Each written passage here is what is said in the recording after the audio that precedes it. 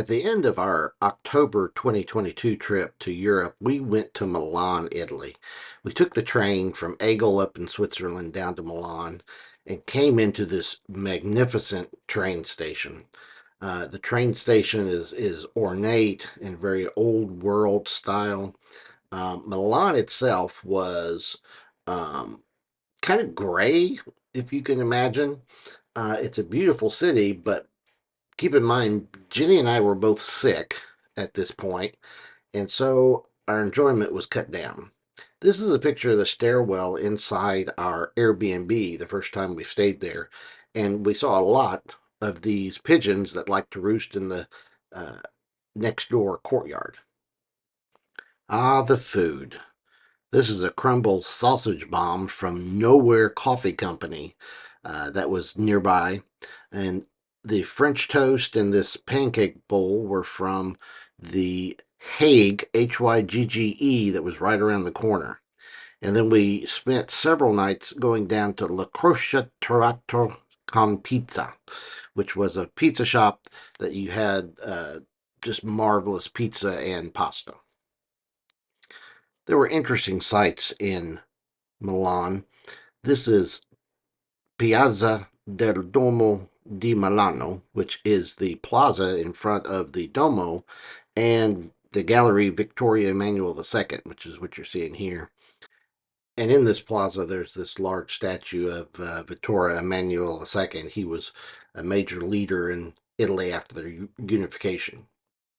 The Duomo di Milano is the largest in Italy outside of Vatican City and the third largest in the world.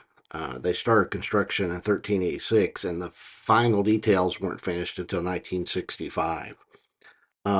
The Duomo inside is magnificent. There are wonderful reliefs in the wall, beautiful stained glass, uh, tile floors.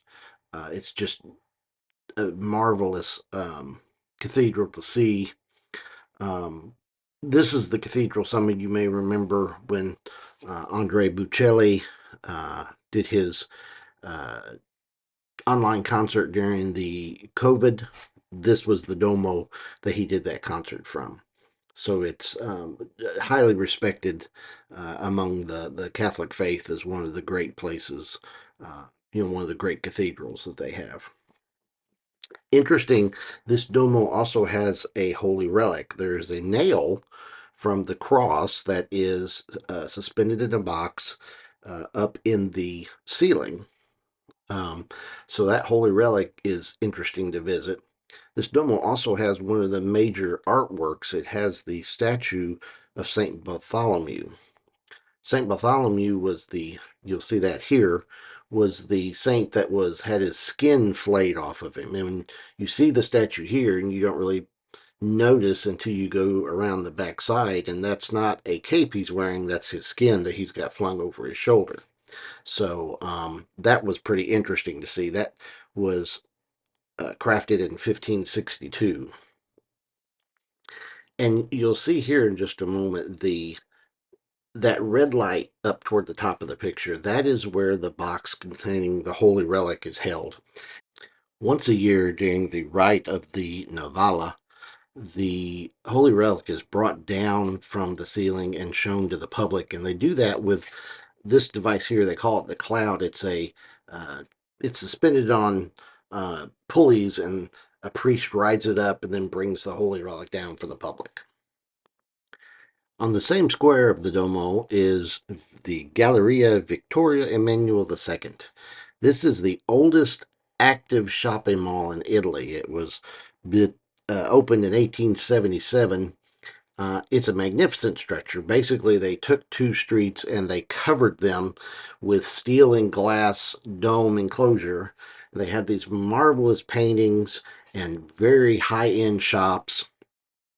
On the floor, there are tile inlays, each four of them that represent different sections of Italy.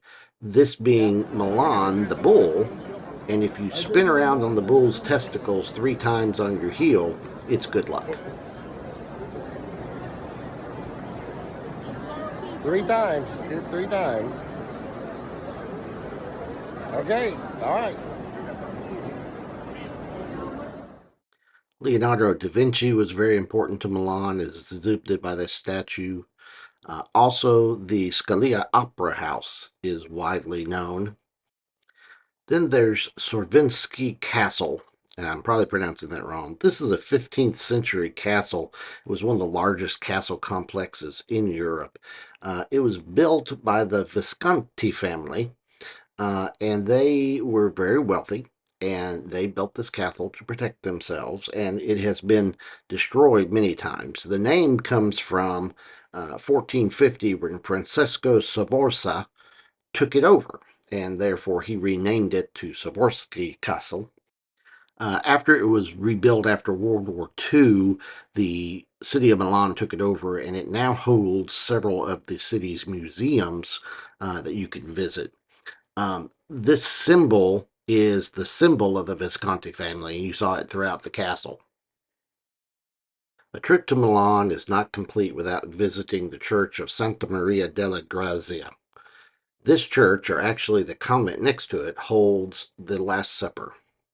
Da Vinci painted this in 1495 to 1498, and it takes up the back wall of what was their banquet hall, so to speak.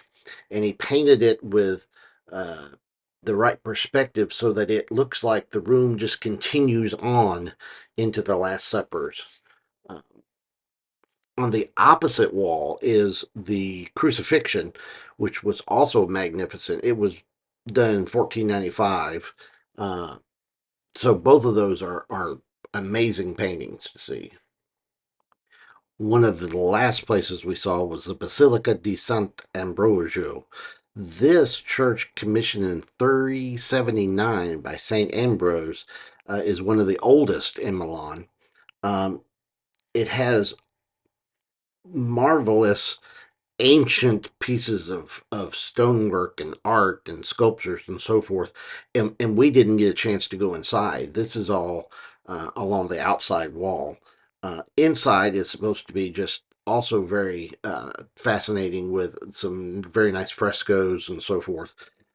This church has a column beside it that we didn't see, actually, and I read about it later. There's a column beside this church that has two large holes knocked out of it, and it's called the Devil's Column because supposedly the devil was so upset when St. Ambrose wouldn't be tempted by him that he stuck his horns into this column.